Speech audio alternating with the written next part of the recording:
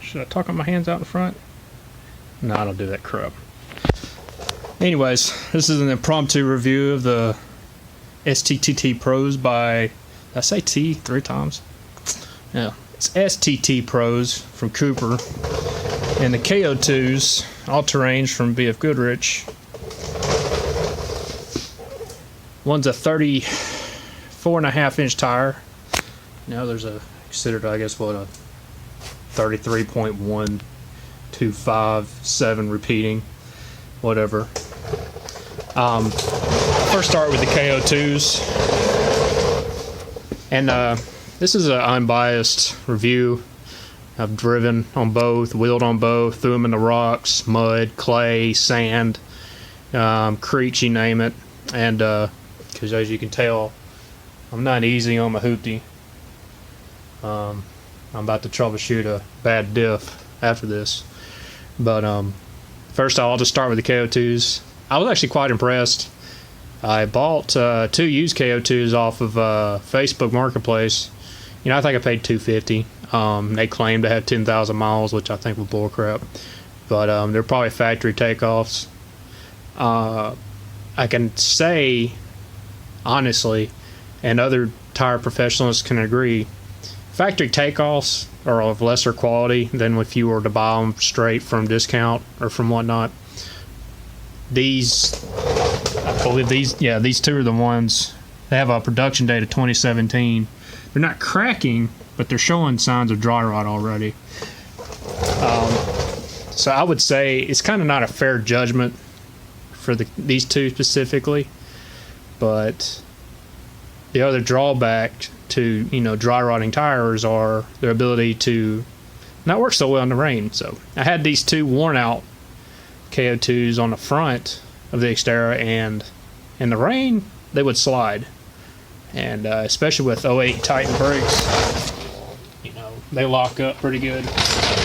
And so I was like, no, they gotta go. I mean, I should have put them on the back and roasted them off, but I kind of wanted to recoup money, you know, back from my Coopers, but you know, that hadn't happened. So anyways, off-roading, you know, I bought these not knowing how well they did. There's a lot of mixed reviews, but from my own experience, they did really damn good. I was quite impressed. When you buy an all-terrain tire, you're buying them for, you know, their diverse capability. They're kind of,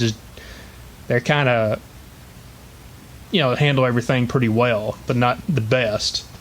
And you know, there's one situation that I would take these in and not these, and that would be creek beds.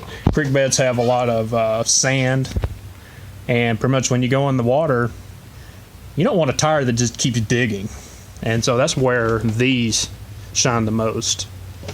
If you were to go in a creek bed with these, you would just be constantly digging. Like, so pretty much in every gear I shift in, wide open throttle, and just feel the whole back end just digging, you know. So, and that's what these do, they dig. So anyway, back to the KO2s. As far as wear, they wore pretty evenly, you know, of course that's dependent on your alignment, you know, and you know how good your alignment shop is. Sidewalls were pretty intact. I threw these in the rocks. There's no chips to the sidewall. There's marks on them, but no chips. They're pretty thick. They're like your standard 10 ply, you know, and pretty much just like any other low range E tire, you know. And here's the other thing: when I deflated to 20, I did 20 psi just because I'm on 18s. You go any lower than that without bead locks, you can hear them breaking the bead when you're off-roading. So, you know, especially the way they are now, I don't go any lower than 20 because I'll be hitting the sidewalls and I can hear air, you know, coming out. I keep wanting to cuss. I'm trying not to because it's YouTube. But anyway, you know, they kept breaking the bead, so I'm gonna fix that eventually. And I got rims picked out. Just, you know, I'm kind of a little broke right now. So, but the thing is, when I aired these down and aired them back up, they rode just like they would before.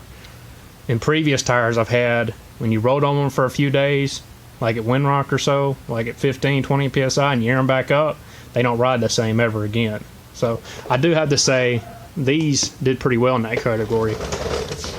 So I can't complain much about them. They rode good. They're really quiet. You know, I mean, like most all-terrains are, they're really quiet. So, and then, you know, of course, I had 2 other KO2s I bought brand new at, with a production date of this year, and they held up pretty well.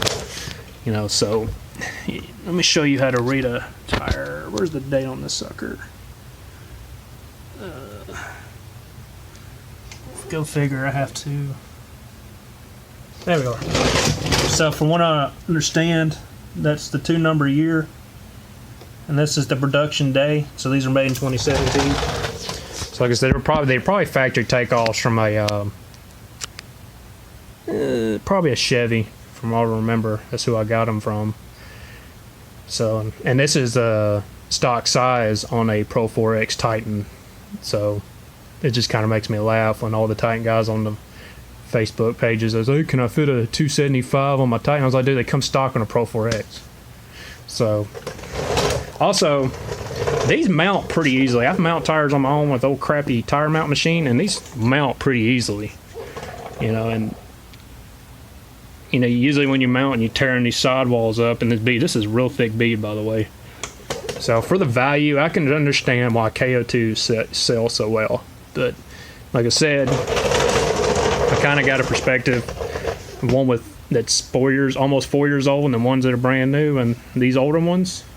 Kind of glad I didn't stay with them, just because, you know, nobody likes skidding in the rain, and I've heard from other people, you know, running on 16-inch tires on 33s that they spin in the rain as well. So I mean, I think that's the case, no matter whether they're factory takeoffs or not. But as far as their mud capability, I was quite impressed. You know, I rode in clay. I rode in, like I said, pretty much every terrain except snow. And from what I've read, everybody likes them in snow. The side biters are, you know, they're so-so. I mean, they're not aggressive. That's one main reason when people get rid of KO2s, is because they're not aggressive looking. You know, that's what people like now, is like to be accepted and want their vehicles to look all bro-like and cool. Like, I don't care about all that. I care about function, you know, and their capability and getting home. So, you know, I believe these will do that, but, you know, you will see these a lot for sale on Facebook Marketplace because they don't look as good. So, you know, somebody will try to go to like a KM3 or an old Stu KM2. So that's the only downside to these, is the other downside is people don't like the looks, which sucks because they're somewhat of a good tire for the value. You know, like I said, just beware when they get older. You know, this compound does get dry. I mean, you can touch it and it's pretty dry compared to a new tire. So just beware of that. Okay, other is the STT Pros. I have these as 34.5s, which I guess I can round up like everybody else does. That's what the 285, 75, 16 people do. They round up to 33s even though they're not. But this is considered a 34.5, so screw it, 35. And initial impressions were great. Everybody complimented how great they are. That's just what you want. Everybody thinks your stuff's cool, right? But believe it or not, I had people say they were going to be loud without even knowing that these tires, not even knowing they've ridden on these tires before, and they were quiet. They weren't much more louder than these. So, I mean, now, mud tires, the older they get, because I had Mickey Thompson Baja Claws, my favorite tire in the world, which they don't offer in 18s. Those are my favorite tire in the world, but the only thing that sucked is when the older they got, the more worn down, the louder they got. So, but those things would just go through anything. The sidewalls are just strong. I just put them through the ringer and never once, I mean, even nails, nothing could puncture them. And but these, they're just really quiet. You know, it's a cliche for a mud tire to be loud, but I think all the manufacturers are catching on and got all this new new technology to make these tires quiet. So, you know, I don't think you can be too concerned about these tires disappointing. My other pleasing moment I had with these is how well they dig. They dig like freaking shovels. You know, and you want to keep your windows down, you want to keep them up. They will sling mud like nobody's business. And I mean, look at the gap. I mean, that is insane. I mean, they're like mini shovels. Sorry, it's my rolly chair. It's loud. And so far, I, of course, haven't hydroplaned. I run these at 45 psi, and they're a load range E. You know, usually what I do is when I get a tire that's larger, I'll put them start at 40, and then I'll ride around, throw it in the curves a little bit just to see how it bounces. And if it bounces, I'll increase the tire pressure a little bit, and you know, just monitor them as I go for wear. You know, but these operate pretty good at 45 psi. When I'm off-roading, I do 20 because, like I said, 18s, non-big lot wheels, they will break the bead. I've been riding in ruts, hitting the side of embankments, and you can hear air, excuse me, you know, leaking past the bead. And it's out of one specific rim. I don't know why it does it on one rim more than it does the others, but you know, I'll fix that one day. And by the way, these are 18-inch Pro 4X wheels off the Nissan Titan. You know, in case you are wondering, that's a 6 by 5.5 lug. And of course, I'm able to fit that because I swapped the Titan hubs and brakes, so no more Xterra assembly up front. But anyways, the tires alone, pretty aggressive. Everybody likes the looks because that's what people shoot for now. But the side bites, you know, that's somewhat aggressive. I've seen more aggressive side biting, but you know, the one thing they'll lose to, and any tire will pretty much lose to unless you got a freaking tractor tire, is clay. Once these tires fill up with clay, you might as well be skiing on ice. You know, those treated me the same way, and it kind of sucks. But I mean, if you can get on a hard surface and get them clean and spin them clean, yeah. But when you're on the trail and there's no hard surfaces and there's nothing but clay roads, yeah, you might as well start, you know, finding another way out, or find some creek to ride through to clean them out. So the far as ride, like I said, they're quiet, they ride smooth, they handle good. I play on the curvy roads, you know, because Titan suspension and the wider stent makes it handle better. So, you know, it's kind of why my caveat is I don't know if I want a solid axle swap, because I like how it handles. I'm a handling kind of person, you know, so, and you know, if you got the V8 and a manual, you know you're going to play on the curves. I mean, shoot, I got the best of both worlds. So until I drive a solid axle swapped Xterra or Frontier, I'm not going to be fully convinced on swapping the solid axle. I mean, I don't rock crawl. I mean, I'll play on the rocks, but you know, that's not what I do, you know, ultimately. I mean, that terrain's not very common out where I live. So anyway, I mean, I don't know what else to say about the STT Pros, because I ain't had them very long. But, you know, as you can tell, I mean, as far as looks, the STT Pros win.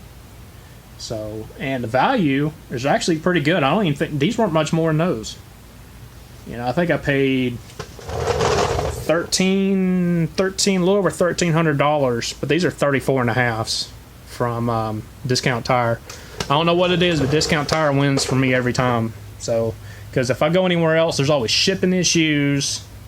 I mean, or sometimes like they'll add shipping, or it's something stupid. So, you know, I try to go to Full Wheel online, but you know, they don't carry as much as Discount Tire does.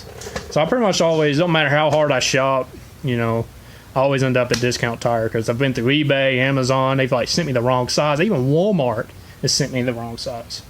It's just, I'm always satisfied with the customer service at Discount Tire. So that's no promotion. They don't pay me crap to say that. I'm just saying from experience, because I do order tires a lot. I got 5 vehicles. You know, I mean, they treated me pretty well. So other than that, and I'd also say, you know, yes, the tires when you're off-roading. Here I am talking with my hands like Chris Fix. I'm gonna do that crap. But anyways, yeah, when you're off-wheeling, you get mud in between the inside of your wheels. Weights can fall off. But I confirmed with these tires that wheel weights did not fall off, and I did air them up, and of course they didn't ride as good once I aired back up from low PSI off-roading. So I mean, I think that's a common thing with off-road mud terrains, is once you air them back up, they don't ride as good as they did before. So I mean, I guess it depends on how long you're riding on your sidewalls or what you put them through. You know, I think the other problem is people will have them at 10 or 15, 20 psi, and they'll go riding on the driving on the road for a while, because they'll probably be driving between their cabin and their whole tomb, and they're off-roading and whatnot, and that will create flat spots, or maybe bow the sidewall right here, because this is pure steel. Like, I've tried to cut a tire before, and it's almost impossible to cut this. I mean, it's very thick. And so, I mean, that could be some reasons why people have balancing issues with tires, especially off-road tires. And also, when you go to tire shop, a lot of them, the tire, or the technician may get perturbed with you because all these things are heavy, because they are, and they may just do the bare minimum to get them on the vehicle and get it out the door. So, because they're thinking, oh, maybe they'll just go somewhere else, or this guy off-roads it, and he don't really care. So, that kind of crap is what they'll do, because you can tell I put in effort to paint these wheels, but they didn't put much effort in protecting them when they mounted my tires. Thanks a lot, Firestone. You suck. You suck. Maybe rattle cane paint job, but it's not your job to screw it up. Just saying. So that's pretty much my review on these two tires. These are two different types of tires in two different categories, and I mean, I'm pleased with both of their performances, but as far as duration, I would not pick these again. Just for the sake of dry riding. It was not fun skidding in the rain. So plus when you're running a hefty fab steel bumper, you're pretty much gonna murder whatever car you hit. So, but that's all I got, guys. Put in the comments if you have any more questions, or if you think I'm full of crap, which I won't care, or you want to see more content. Like I said, later I'll be talking about this bad boy, and I'll also be doing a walkthrough of the VK 6-speed Xterra. Thanks, guys. Take it easy. Happy Thanksgiving. Later.